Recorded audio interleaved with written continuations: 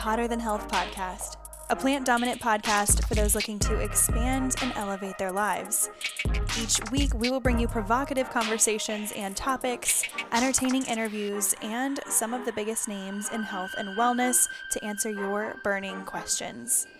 You will leave each episode with tangible tips and takeaways and understand what it truly means to live an energized and optimized life.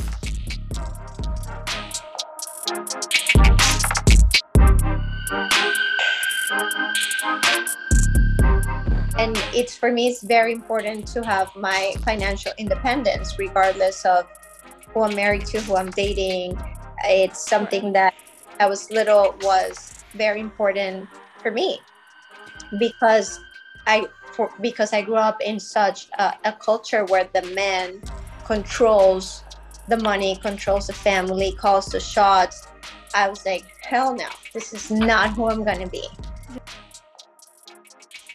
Hello. Thank you so much for listening to this week's episode of Hotter Than Health. My name is Eliza Gelman. I am your host today. If this is your first time listening to Hotter Than Health, thank you for being here. I know you're going to love this episode. Today we have an exciting episode talking all about the lymphatic system. We talk about holistic health. We talk about home births. We talk about UTIs. We go all over the place. We have Gigi on the podcast today. Some of you may know Gigi from the brand Delaheart, but Giordana Vogel, Gigi for short, is the Chief Empowerment Officer at Delaheart. She's a holistic health coach and beauty enthusiast. She's the mother of two, wife, badass. She is also, I just have to say it because I know people will be Googling and looking her up on social media while this episode is going on.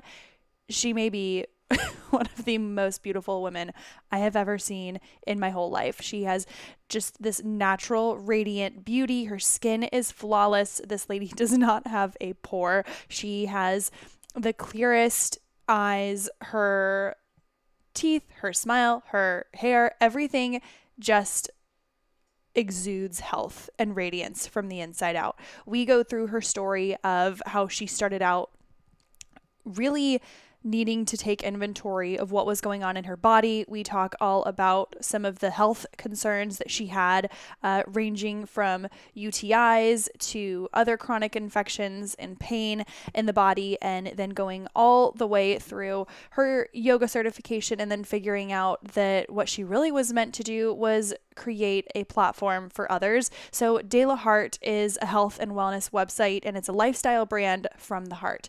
Natural beauty and skincare, food, movement, and self-love. She's based in Miami, Florida, but her products have shipped all over the place. She's from Colombia, one of my favorite places in the entire world. So it's nice to hear a little bit about how she grew up and her culture. I hope everyone loves this episode. I act like I'm going to be surprised if you don't, because I will. Truly, I loved having this conversation. Gigi is someone who, she's just no bullshit. She speaks from the heart. She doesn't sugarcoat anything, and she's graceful all at the same time. And I think that is such a powerhouse combination. Either way, before we get into today's interview, I wanted to say thank you so much for anyone who has written a review recently. We are doing a giveaway with this episode. So Gigi is going to be giving away one of the Delaheart kits. And in the episode, we'll talk more about her products, but we're going to be giving away a body renewal kit. It has oils and a lymphatic drainage and a dry brush, all of these amazing tools that she uses for her skin, her health, her immunity, she even talks about cellulite, all of these different things. Like, we go all over the place, and she talks about how she uses these products, and I'm super excited to use them as well. But someone is going to be winning a body renewal kit. All you have to do is follow us both on Instagram and go to my most recent post on Instagram on Hotter Than Health podcast and let us know your favorite part of this episode with Gigi. So follow us both, leave a comment, and you'll be entered in to win one of these amazing kits. And let's see, quick update as far as the podcast. All's going well. Nobody asked.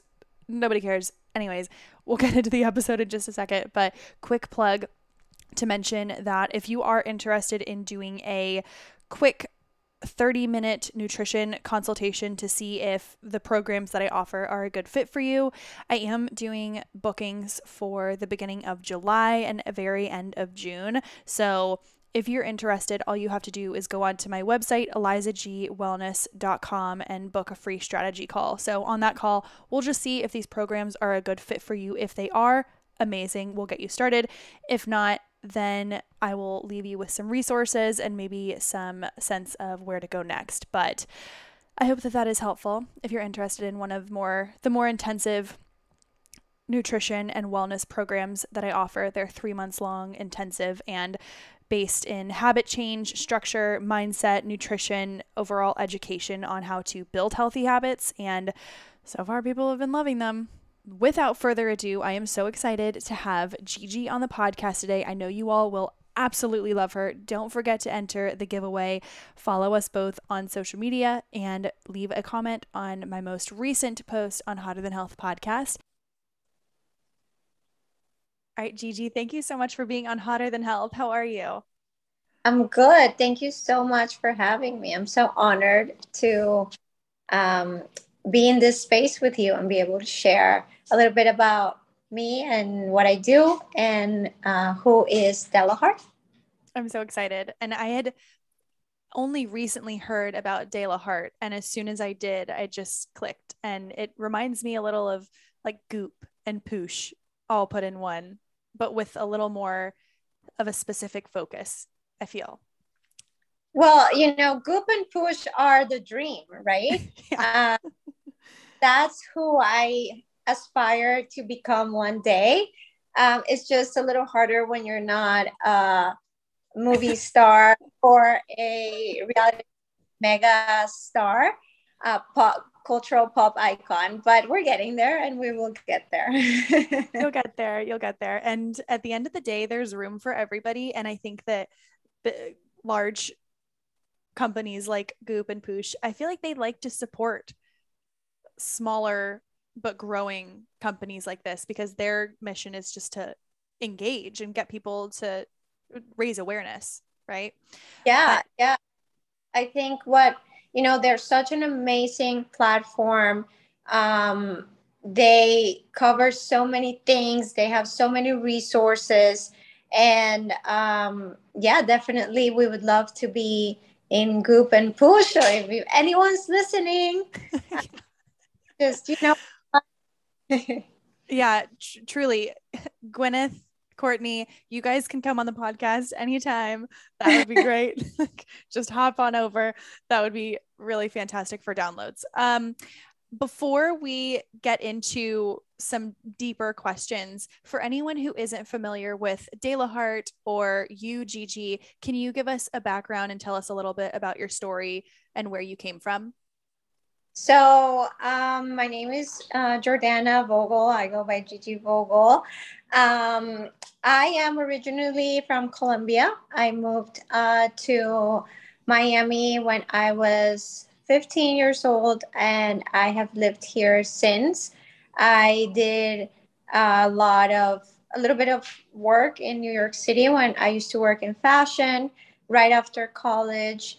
And I was traveling to LA and Vegas because I used to work in the fashion wholesale business for a while. I have a finance and international business degree. Never in a million years did I ever think this would be my journey at 34 years old, but I am so happy and I am so grateful to everything that took me to where I am today. And about 25 and overworked and underpaid in the fashion industry. My health started to take a toll. And I obviously didn't understand why, because I kept going to the doctor. I kept getting a round of antibiotics, and then I would get sick again, and then I would go back and do the thing. So it was this real vicious cycle. And eventually somebody suggested that I went to see this lady that was a functional doctor. And to be honest, this was 10, 11 years ago. where it wasn't a thing. It was just not there were no podcasts, there was no Instagram, was just starting. It was like witchcraft. I feel like people Yeah. thought that they were like witch doctors. Yeah. And I was like, listen, you know what? At this point, I was gaining random weight. I had terrible acne. I was super unhappy. I was unhealthy. And I was like, sure, why not? So I went to see Dr. Etty, and she gave me a different rundown on why this was happening. And I remember my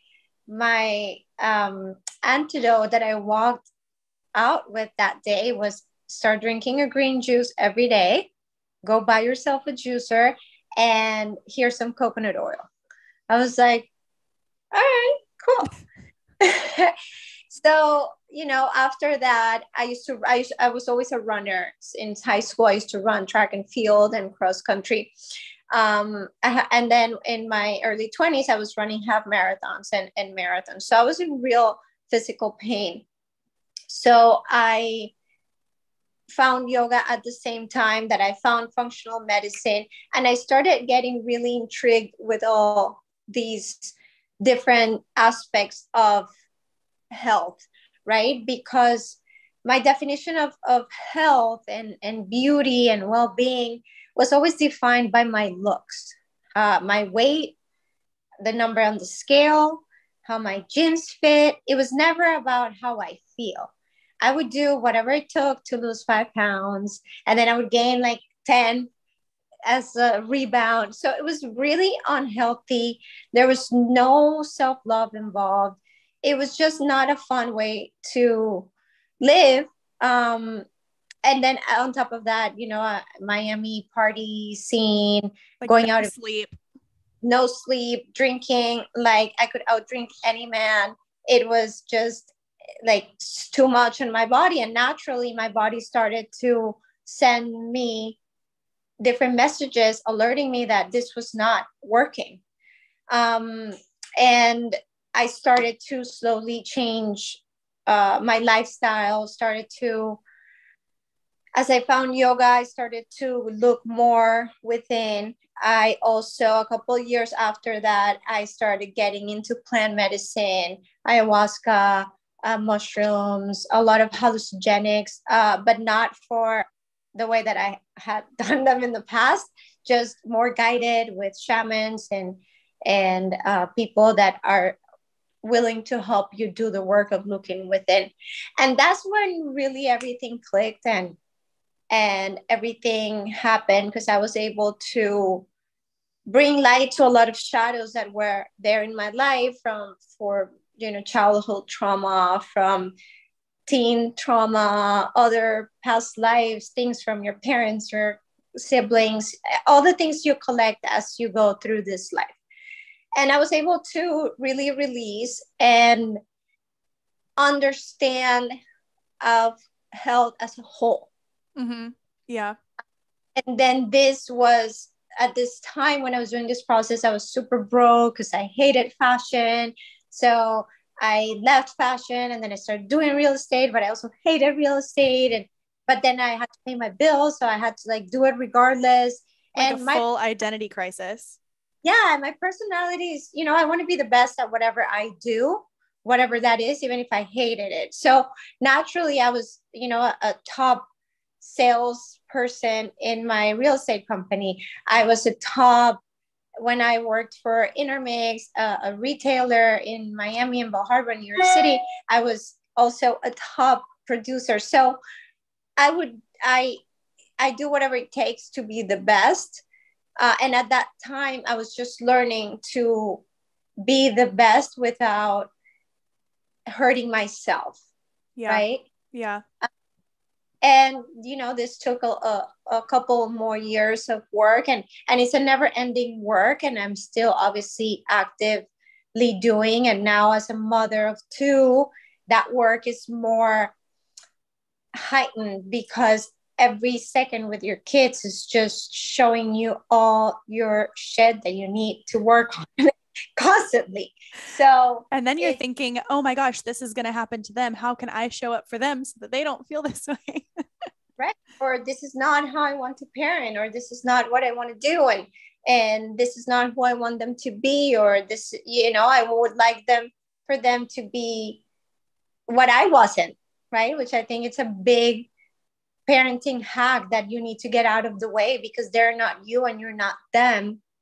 And allowing them to be themselves is like a whole other, like, That's really wise to say, because I think that a lot of people, without knowing it, they thrust onto their children what they couldn't accomplish or what their parents wanted out of them, and it's cyclical. But yeah. it sounds like you broke many cycles. You broke a cycle of health. Maybe that was what you had seen in your parents, or even just the hustle and bustle, like being in Miami and even in Colombia. How old were you when you moved from Colombia? I was 14, 15. So it was a big, lively lifestyle there. Oh, yeah, very different. At the end of the day, it is a third world country. So it was a big cultural change when I came to such a diverse city like Miami, because, there was a lot of things that I had never seen before, a lot of cultural dynamics that are kind of like accepted back there and embossed in our DNA, but totally wrong in the eyes of the world. So it was a big change. It was a big wake up. I had to really educate myself in a way. What was And what was the what is something that comes to your mind immediately when you first moved here or to Miami? What was the first thing that you saw and you were like, holy shit, this is a different world? What is like a big memory for you? I think my biggest memory was diversity. I grew up in a city where everybody looks the same, and we are raised with the same, you have your same friends since kindergarten, and then your friend from kindergarten ends up being your husband. So it's a very closed community. And when I moved here, you have people from all over the world, every skin color, all these languages. We had exchange students, different religions. In Colombia, there is a small Jewish population, but 80% of the country is Catholic, Roman Catholic, Christian. So, just that alone, it was very humbling and very eye-opening to a lot of things that I truly had never seen before. And that was a really formative year. When you're 14, that's when most people, that's when you're going through puberty. You're trying to figure out like how to flirt with guys. You're trying to figure out what your own identity is, but you're still going off the guidance of everyone else, and you're just still kind of copying to see what works for you. And when you went through this big transition, moving from South America to Miami, you clearly had to relearn basically all of life and adopt all these new practices. And when we're talking about that, what would you say was a big moment when you realized that maybe you thought you wanted to be in fashion, but what was a big moment when you realized that you really wanted to work for yourself and be independent when you had overcome all of these other challenges? Well, I always knew I was meant to work for myself. Deep down, I didn't know how, I didn't know when, where, on what, but I was just not a good employee. And I hope my employers are not listening. I love you all, but I was just never interested in climbing that corporate ladder or the ladder at work. I was just not into when my companies used to offer this growth, and I was just not into it. Yeah. But I didn't know why, and when I saw my friends getting better and better jobs, I was like, oh my God, I'm such a loser. Look at them. They're already making 100,000 a year. And I'm still here at 35 struggling, Yes. So, yes. But there's something about it that I feel like I'm similar to you, where I'll get competitive with myself just to try and reach and prove that I can. But as soon as I get there, I'm like, this isn't what I want. I want to be doing my own thing. It's the adrenaline that drives you, not the actual desire of being in that position. It wasn't until I met my husband and we were dating, and he was like, he's 11 years older than me. So he's like, what is your dream? What would make you really happy? And I said, I would love to just be able to share my journey of how I've been able to transform my life and find a way to monetize that, because at the end of the day, we need to live and make a living. Yeah. And it's, for me, it's very important to have my financial independence, regardless of who I'm married to, who I'm dating. It's something that I was little was very important for me, because I grew up in such a culture where the man controls the money, controls the family, calls the shots. I was like, hell no, this is not who I'm going to be. Today's episode is brought to you by my favorite company of all time. You know it, you love it, Organifi.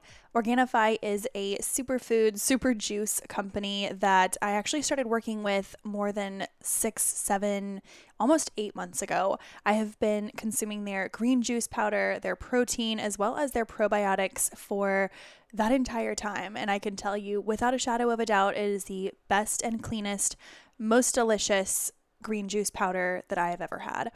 That's one of my favorite products, but to go through a couple, just wanted to let you all know that you don't want to miss out on the chocolate gold. Chocolate gold is one of my favorites. I drink this nearly every night. It is a superfood, relaxing cacao beverage. I drink it hot at night with a little bit of oat or coconut milk or just water, and I sleep better, live better. I sleep throughout the night. It has a bunch of medicinal mushrooms, and it has so many anti-inflammatory effects.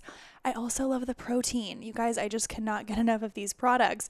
I use the protein in my oatmeal. I use it in my coffee for the chocolate one. I use it in my smoothies. My boyfriend uses it every single day. I can't tell you how many times per month my boyfriend will tell me, hey, when are we getting more chocolate powder?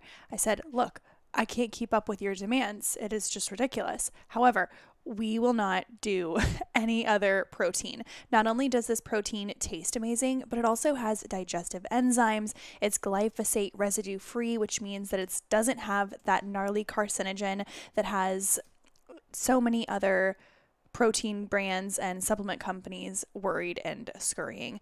You don't have to worry about ingredients. This is absolutely the number one supplement company that I would go to for your green juice, for your protein, and for your superfood needs.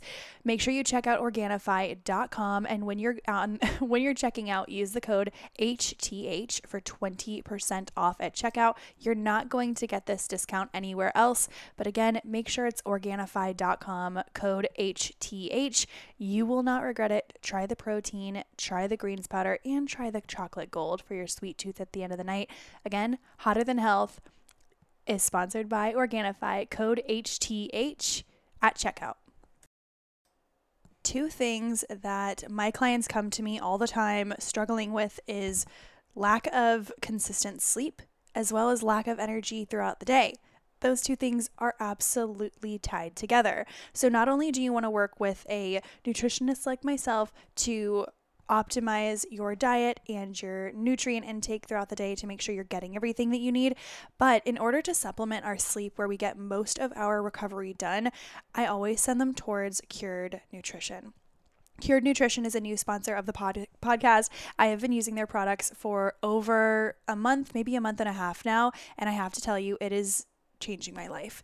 Cured products have been designed with the intention to support all aspects of the daily human experience. So whether you're looking for natural energy, whether you're looking for a way to ease anxieties or discomforts, or just hit the reset button with a deep night's sleep, they have all of the answers.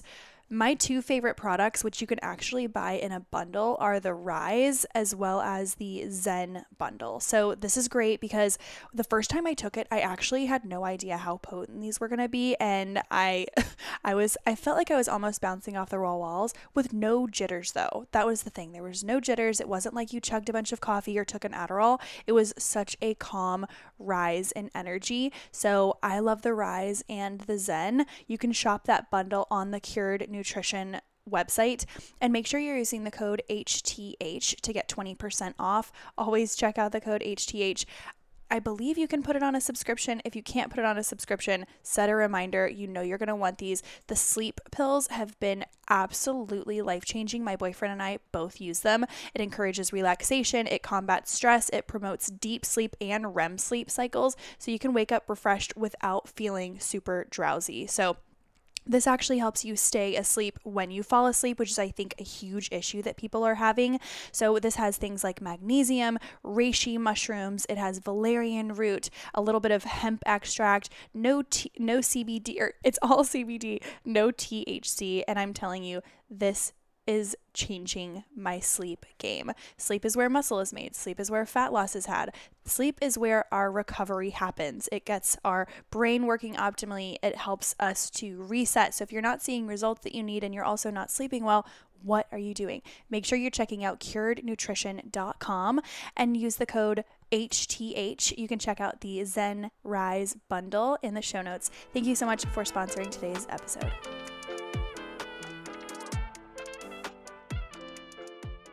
You're like, so, I'm making all my own money. Yeah, that was always with me. And so that those were, I think there are a couple of things that I was very clear on from early on, was that I wanted to work for myself and that I wanted to always be financially free. Yeah. How I get there, I had to figure it out, and I'm still figuring it out. But I think that those really core values that you have are worth listening to and owning them, and really honoring those little messages that your intuition sends you, because that's the real guide, And I think that the clearer that you get within your lifestyle, with your movement, and the more you listen to your body when it's telling you something, the more it will reward you by being more in tune with your intuition. I think your intuition just gets finer and finer and finer. And then it's like laser focused, the more clear that you become. And then boundaries become very clear. Other people respect you differently. You show up differently. And speaking of getting clear, I want to go back to where we started initially. You mentioned that you were getting all these signals coming saying that your body was starting to disagree with your lifestyle. Can you go into what were some specific issues that you were having? Because I want to talk about UTIs. It's like, I heard your story of chronic UTIs, and it was me. And so can you share your experience? So the first time I had a UTI, I think I was in college, and I was in class, and I'm like, what the hell is this? I'm going to die. So I ran to a pharmacy, got everything over the counter possible, then called my doctor, did the whole thing. Here's a round of, and I will never forget this, Cipro. Yep. And so then you take it for 10 days and you're fine. 6-8 weeks later, again. Wait, were your UTIs, here, I like to get very specific, were your UTIs more of the sensation of always having to pee, or were you like, was it blood, was it pain, was it everything? Because some people have like the beginning and then one of the times I ended up in at the ER because it had traveled to my kidneys from numbing it from over the counter stuff. It traveled to my kidneys, and the fever of the infection was so high that I started convulsing, and I was out. And next thing I remember was waking up at the ER, and, they thought all these things were wrong with me. And after a CT scan, it was just UTI traveled to the kidneys. Mm-hmm. So it got really bad. And that one time that I ended up at the hospital. So again, I would go home with medicine and get 6 or 7 of these a year, which was brutal. I was losing all my hair from the heavy Antibiotics. antibiotics, and then my gut was destroyed. So everything Nobody's that telling you to take a probiotic afterwards. Nobody's telling you anything. nobody ever told me, hey, maybe you should cut sugar, hey, put some coconut oil in the morning and at night in your vagina, or like sleep. Yeah, or stop drinking. Like there's so much sugar in alcohol. Cut the alcohol. Nothing ever. So eventually, I was losing my hair. I was gaining weight. I'm 5'2" and I'm a petite frame. So, for me to gain 8-9 pounds out of the blue, it's a lot. And I didn't understand why. So then I was barely eating because I was like, what is happening? And so it's just like so much stress on your body. Yeah. And then I was working out and running 10 miles. My body was like, we're going to die. Like, I'm done with you, lady. Like, we're just going to keep sending you UTIs until you get it. Yeah. Eventually I got it, and I learned how to move differently. I transitioned into yoga. I started doing Pilates. I stopped running, which was huge for me, because running for me was a way to quiet my mind. It was just, I would just run and I was in the zone. So when I found meditation, I think I was 28. I was 28 when I found meditation. That was life-changing. That's when I was able to break up with running, that unfortunately for my body type was not beneficial. My pelvis was misaligned. My knees were giving out. I pulled a hamstring. So it was just a lot of things that were telling me, hey, and we, as when you're not in this work, you don't know what those things mean. You're like, oh, I just got injured. Oh, you're not. This is like your Everything's body connected. Yeah, saying like, this is not good for you. This is not how we're meant to move. This is not who you're not built for this. And I think we have to really honor who we are and what type of movement works for you. Maybe, some of my friends that were in my running group, they're 6'2" and they have this long legs. Like, yes, they are still running and they're thriving because they are built for that. Mm-hmm. I don't think it was serving my physiology. And I don't, but the thing is that so many people will keep getting these same injuries, whether it's a UTI, or maybe you have a bad knee or an IT band or hip issue. And so many times people will say, okay, I got to fix my injury and then I can get back to running, or I can get back to whatever workout they were doing. But what they don't say is, okay, how did I get this injury in the first place? Am I misaligned? Is my running form off? People won't ever, it's rare that people will look at diagnostics, like what are they doing wrong, and to try and prevent it from the next time. And okay, so you moved into more of mindful movement. You moved into yoga and Pilates. And how did you find lymphatic drainage? Wait, before we do that, can you explain what is the lymph system? What is lymphatic drainage for anyone who doesn't know what that is? So they're both connected. They're both connected in a both stories are connected. So I used to do, when I started the blog, I would do Girl of the Month features where I would go around and women in the community, women in wellness, and I would just run a piece on them, interview them. And one of the questions was, what is your beauty secret? So one of the girls said lymphatic drainage massage, and she was like 7 months pregnant and looked amazing. I'm like, okay, I need to try this, whatever this is. Yeah. So I booked my appointment. I had my first massage and I was like, whoa, this is everything I was missing in my life. This was 5 years ago. So up until 30, I had already changed so many aspects of my nutrition, my movement, my spirituality. I had done a bunch of shamanic work.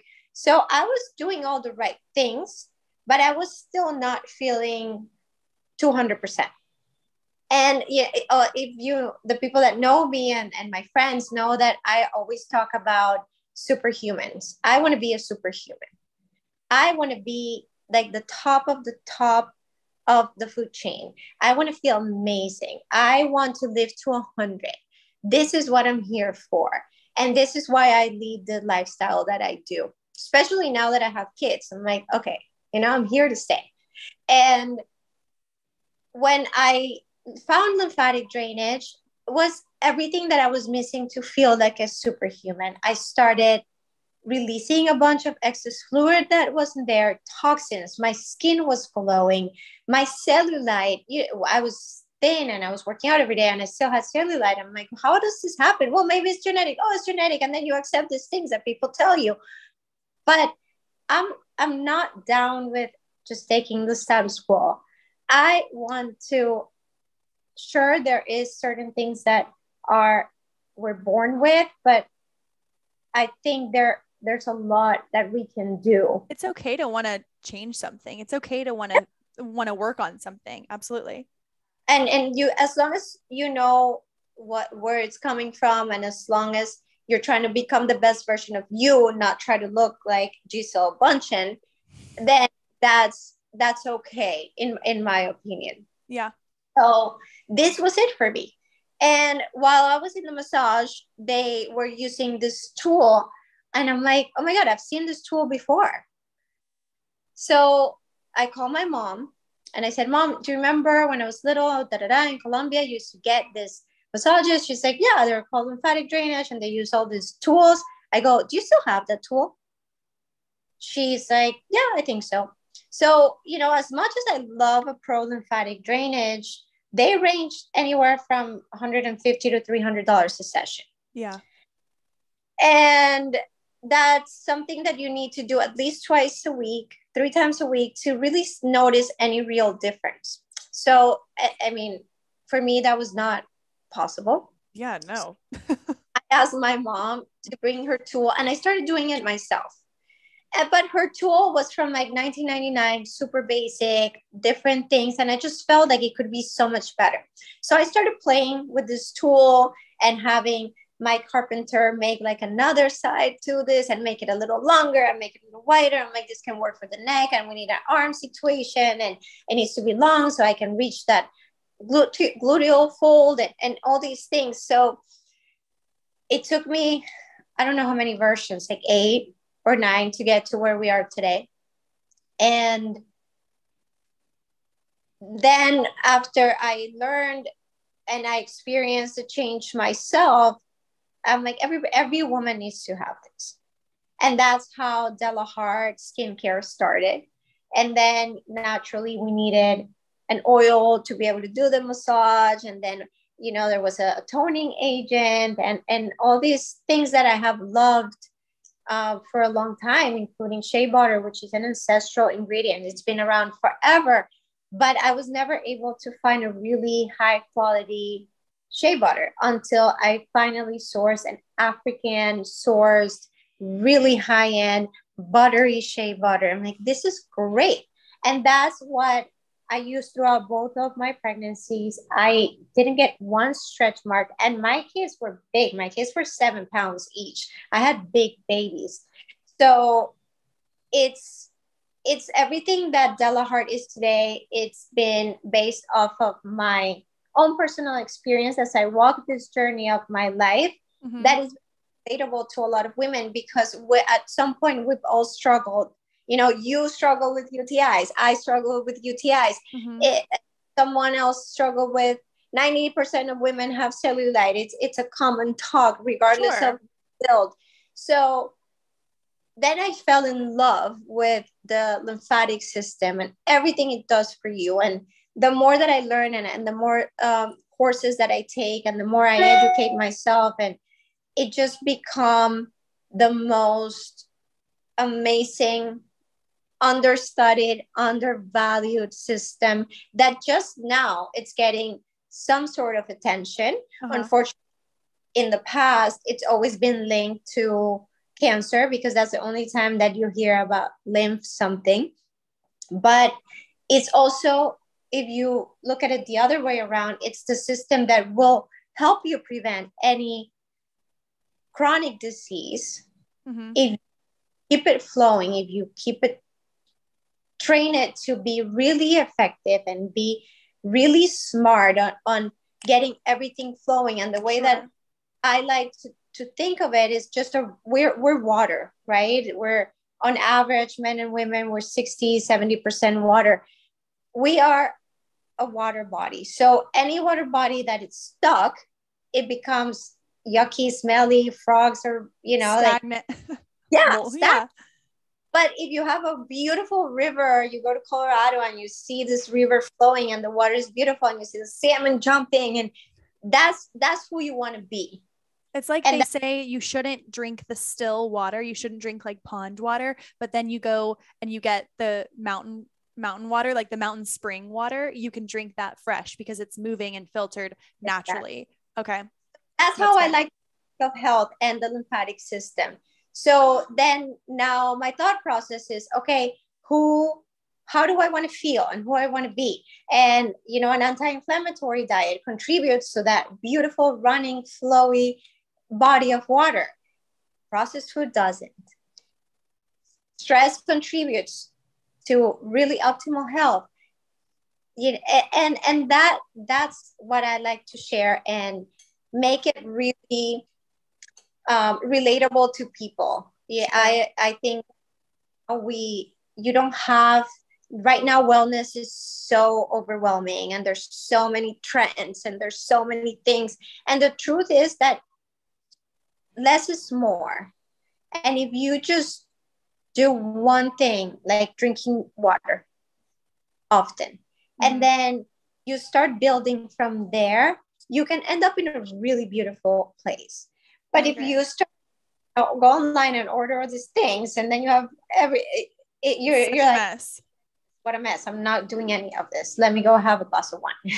And I think that it's nice to, it's analysis paralysis. People just get so worked up and trying to be perfect with a perfect protocol, but it really doesn't exist. And it all starts foundationally. And you're so right. And going back to ancestral roots where we have more of a Ayurvedic and holistic and like Chinese medicine, all of these things will help us flush out toxins. I think that is the best. And I do want to get into that. So can you share with us, okay, so lymphatic drainage, clearly you're gonna notice some almost immediate benefits. You'll notice more of a less swelling. You'll notice a little less bloat, water retention if you're doing it regularly. But to support that, can you tell us a little about what you have found as far as your eating habits have changed? Like, what did your eating habits used to be when you thought you were quote unquote healthy, but now how have they evolved to get you to superhuman level? Well, superhuman level, I am really into fasting. Not when I'm pregnant or breastfeeding, but I normally fast for 12 hours, 14 or 16 if I'm really feeling it. I like to drink my food a lot. So I'm huge on soups, and you will see on the blog, there's all these soup recipes. Mm-hmm. I'm huge on a plant-rich diet. I am not vegan. I am not fully plant-based. I like to sprinkle animal product because salmon, for example, has really powerful omegas that your skin and your hair and your nails and your tissue will really thank you for. So I like to add those things, but I like to keep it limited. I don't eat red meat. White meat.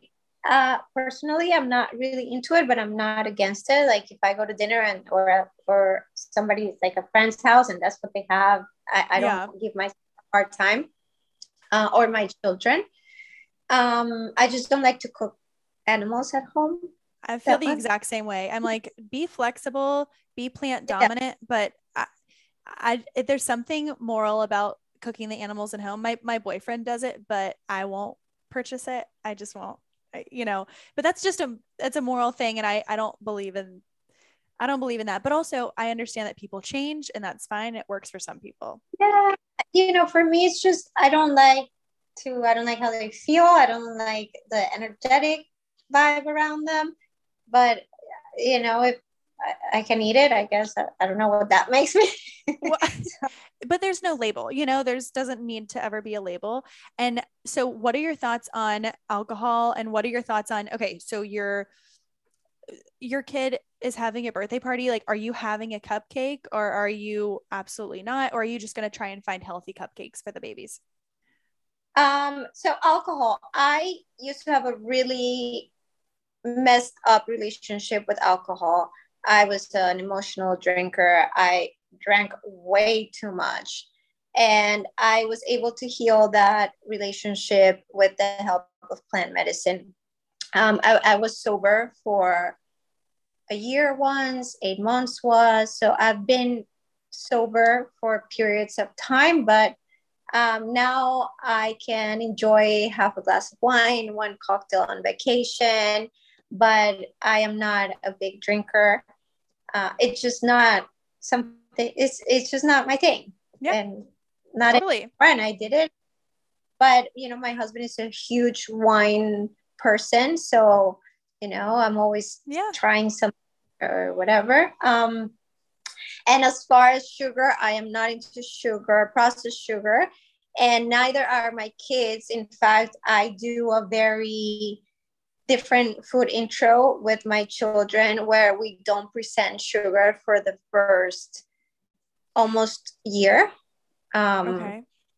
And do you mean what kind of sugar do you mean? I mean, are they having sweet potatoes, dates, those kinds of things? All the really sweet fruits we present at the end. Okay. So the first things they're eating as cereals, and then we move to orange fruits. Then we do greens for a long, long time. And then we introduce berries, and we start building from low glucose sugar level to the highest, with the exception of bananas, because it's such an easy food for the baby in the beginning. So, but like the really sweet orange and other fruits, like the dark berries, low glycemic index. Yeah. We introduce at the end. And in general, in my house, if we're going to do a party, there's always a better alternative to everything. Mm-hmm. And that's who we are. And that's what my kids know. So if they're eating yogurt, it's a coconut yogurt. If they're eating gummy bear, it's a plant-based gummy bear sweetened with stevia. And that's what they know. If it's ice cream, it's coconut ice cream, homemade. I make these popsicles for them with just fruit and no sugar, just coconut water.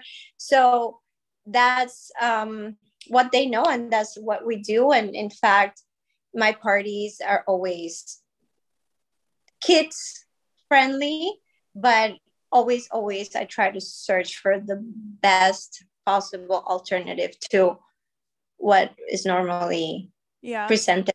So like instead you would get like smart sweets, not even smart sweets, but you would get some almond flour instead of regular bleached flour, something like that. But what if, and this is because we have a lot of moms who listen to the podcast, let's say, okay, yeah, we can definitely cook in the house as best as we can, and we want to make those healthy changes, but then kids get older, they go into schools, they have other kids' birthday parties.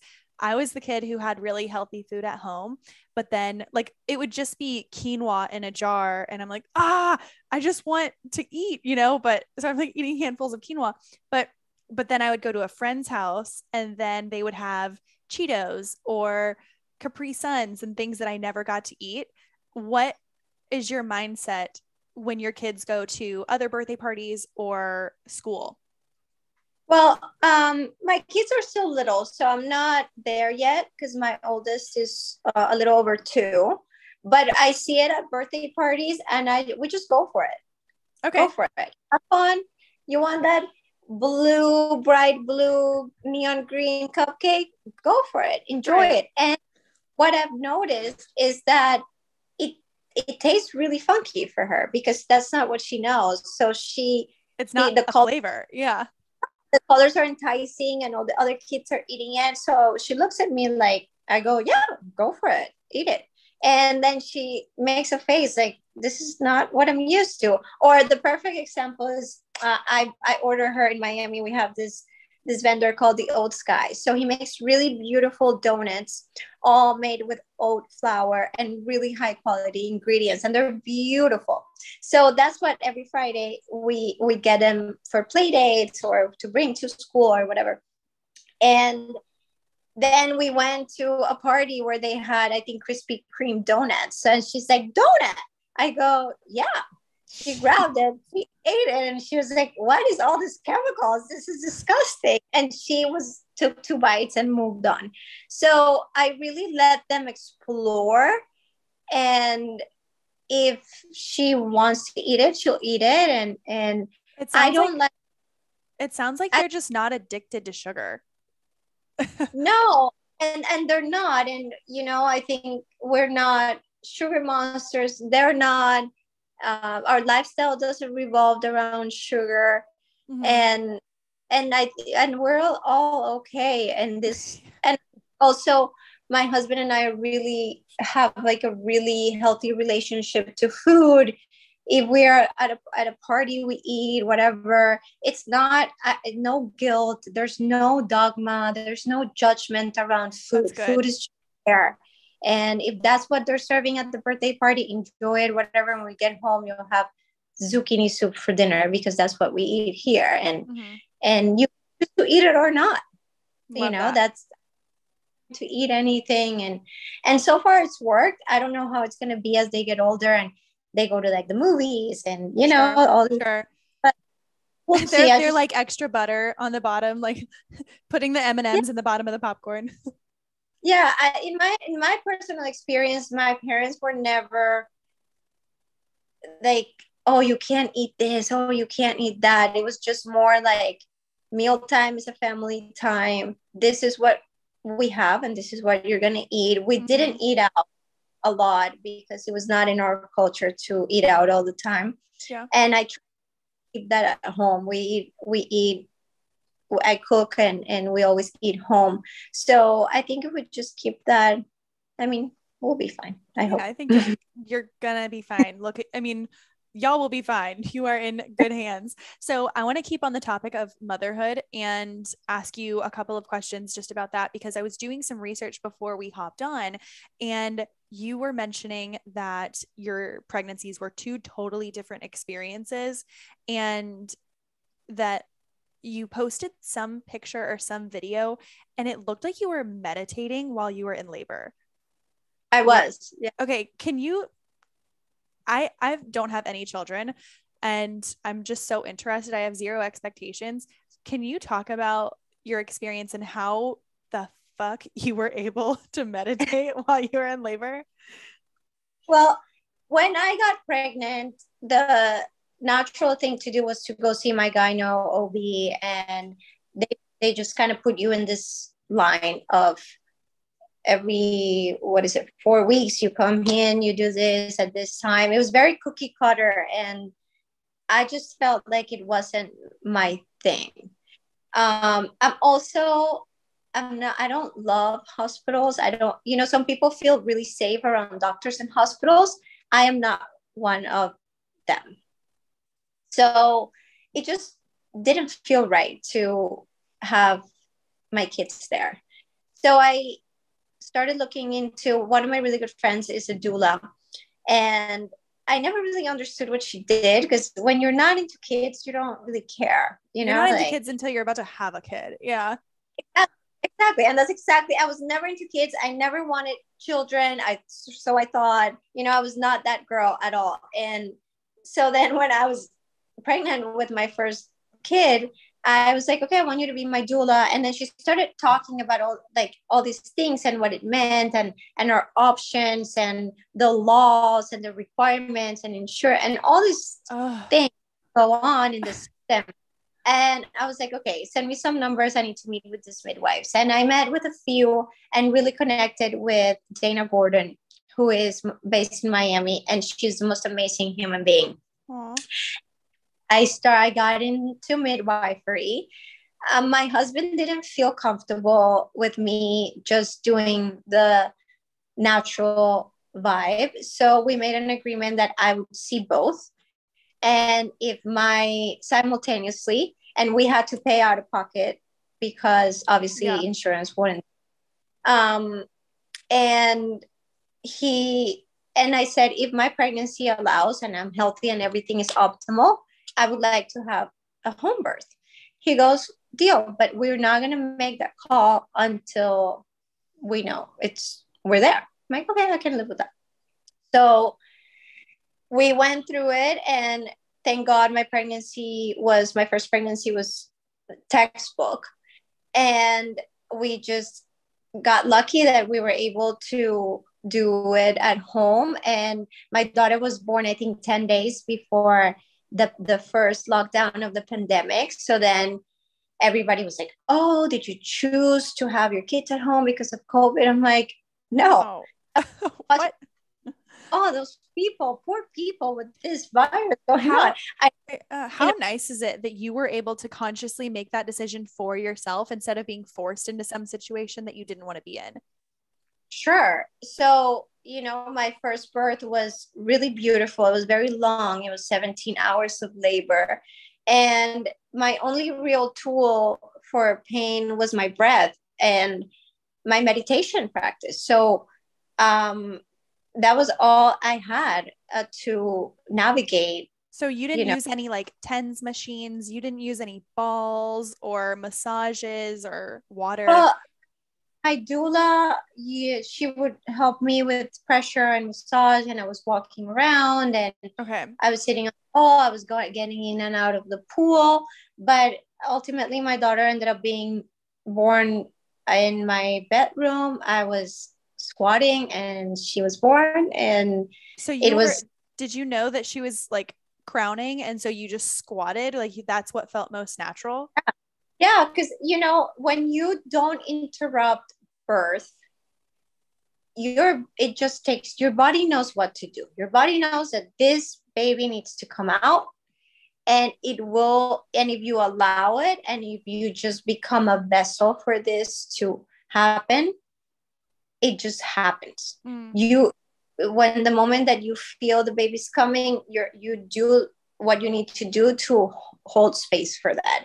And that was really beautiful, to have that experience with my daughter. Was an amazing, beautiful, transformative experience that, I was lucky enough to be able to duplicate with my son also. And that's the video that you're talking about with my son. I was like, hell no, I'm not going to be in labor for 17 hours. We're this shorter, right? So really determined. And I already knew what I had done it before. The first time I was just kind of like holding space for like the body to do what it needed to do. This a bit more in charge. And I was a lot stronger in my mind. I really prepared throughout my pregnancy by sitting in long hour and a half meditations that really strengthen my mind. Yes. Literally training. Yeah. And so when I started feeling the contractions, I was like, okay, here we go. And I was just eyes on the prize. And every time one contraction came, I would sit real still or find a comfortable position that would allow me to navigate those 30 or 40 or 50 seconds. I was timing them at the same time with an app. And I was texting my midwife because they were stuck in traffic because it was Monday rush hour. I was like, where are you guys? This baby's coming. I love that you're saying that. Like, there are so many things that you've said that have stuck with me. First, you said you squatted. It's never made sense to me how people could, like, because you wouldn't poop laying down. I feel like that wouldn't be as natural. So I'm just thinking that's never made sense to me. But then you also said, okay, you were using this breath as a tool. You were training for birth. You were mentally strong. But when you're in that moment, I feel like you're just going to want to scream out in pain. And if you can, I mean, I say this as having no children, so don't listen to me at all, but like, funny because you're telling the story that Hollywood told us about birth. yeah. The girl, the hospital, like, I'm dying. Oh my God, the baby's coming. And it like takes your power away. Is that the complete opposite? Because you cannot give this energy away, right? And yeah, I'm like, how are you screaming at the same time that you're pushing? All the air has to come. All the air needs to be conducted down. So you're breathing a certain way. You're not screaming. You're really in it, and that's the real birth, not the Hollywood birth. I have a question, and this is again getting too detailed. When you were giving birth, now I'm just so fascinated about birth. When you were doing a home birth, I think a lot of people think that you're in your sheets and there's blood everywhere, all over the room. Can you paint a picture of what that looks like? Is there plastic wrap, saran wrap all over everything? Like, what's going on in the room? No. I think for my daughter, I was in, my what we did buy a mattress protector, because obviously you bleed, sure, there's water, whatever, but I think that was pretty much it. I did buy a new set of sheets and have a ton of towels around, and when the midwife knows, because they do, my midwife has delivered something crazy like 450 babies at home or something. She sees your body language, so when she knows the baby's coming, they put like the doggy wee wee mats under you, and then the baby, okay, they wrap it in a towel. It's really beautiful. It's not as messy as you were thinking. I know, and of course, but I think like from movies and from all these different books, and that's what I know. I was the same way. I was like, oh my God, what do you mean? I have to sit there attached to my placenta? What? And then you have to like push out the placenta apparently, and it's a whole nother birth. No, but that's not true. That one just comes on, and after you, I guess after you're so distracted, you're like, I have a baby now. So no, you're in this like ecstasy, oxytocin. It's just pure love and high vibes. I think that's what, when people say heaven, that feeling, that hormone exchange, and that love, that heart expansion, and you have your partner there with you, and you're at home, and the lights are dim, and you just gave birth to your baby. It's just like the most magical experience that you don't know what they're happening. You don't know when the placenta comes out. Whatever. Yeah. All those things are just so like not even like registered. Yeah. Well, it sounds like you had amazing home births, and for someone who only hears about it, that's if I could have one, I would prefer it be like that. And I think that we could all take a page meditation wise. I think that it's really important because we think so often about what are we eating, what supplements, how are we moving during our pregnancy, but how are you training your mind for this labor? This is an event. It's for some people, like you said, it's like 24 hours, 36 hours, 48 hours. And I think that training yourself mentally is huge.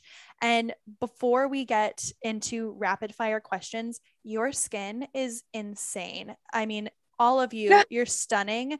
Your hair is like to your hips. Everything is just glowing. What are some of your favorite beauty and skin tips? And if you have ever gotten any type of cosmetics done, what do you do supplementally for your skincare? So my skincare routine really comes from the inside out. And I know this sounds cliche, but I drink a ton of green juice in the morning, every morning. I drink a lot of water. I supplement with vitamin C. I also put vitamin C on my skin as part of my skincare routine. I breathe, meditate a lot.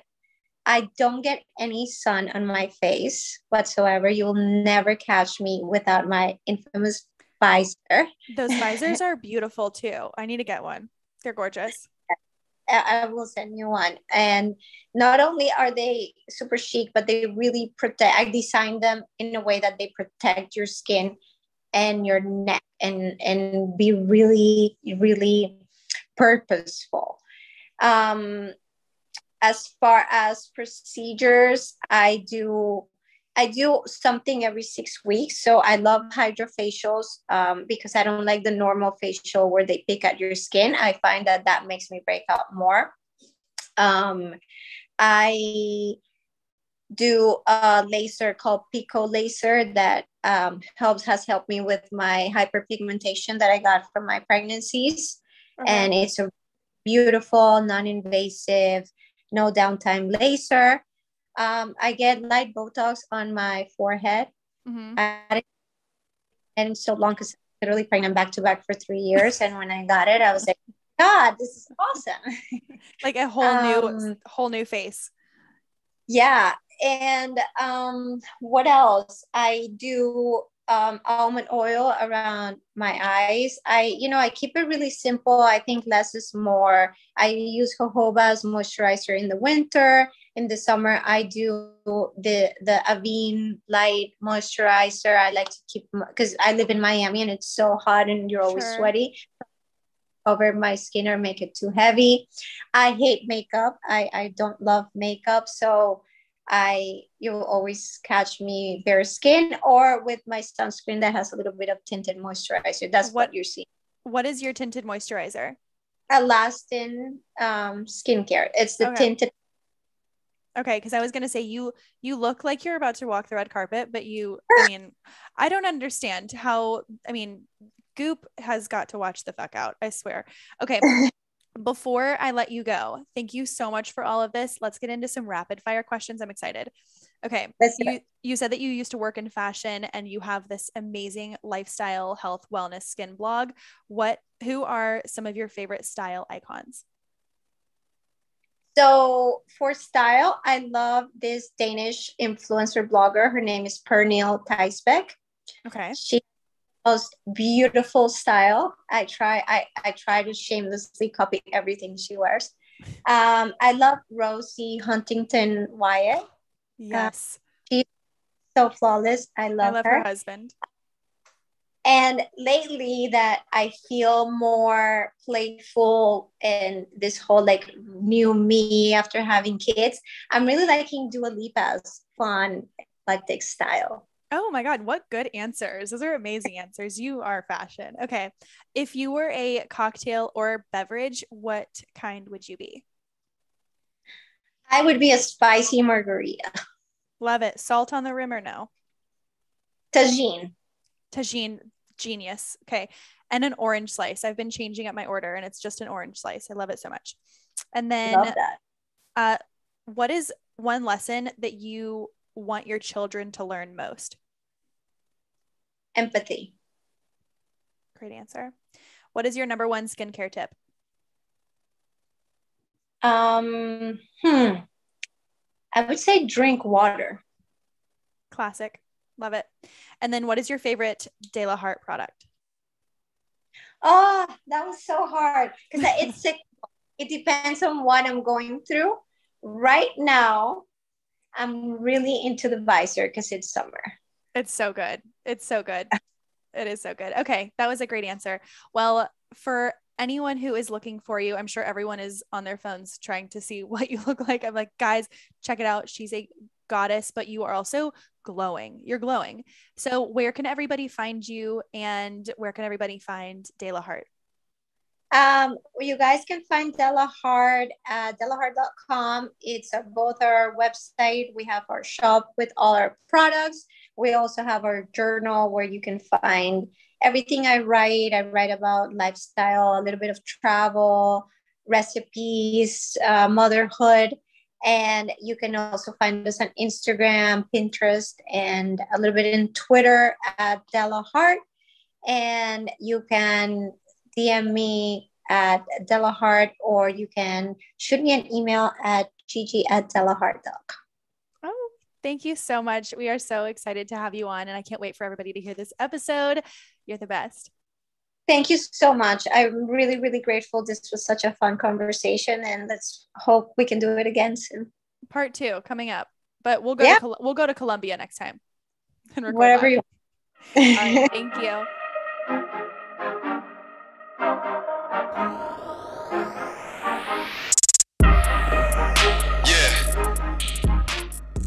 Thank you so much for listening to this week's episode of Hotter Than Health with Gigi from delaheart. I know you absolutely loved that episode. Remember, we are doing a giveaway. All you have to do is follow Gigi and myself on social media, on Instagram, and go to the Hotter Than Health podcast and rate this episode. Let us know how you liked it, what was your favorite part, and you'll be entered in to win one of her skincare and wellness kits from delaheart's website. Thank you so much for listening. I am so excited for you to be here with us this week. Make sure you like, subscribe, follow us, leave a review on iTunes. It really, really helps.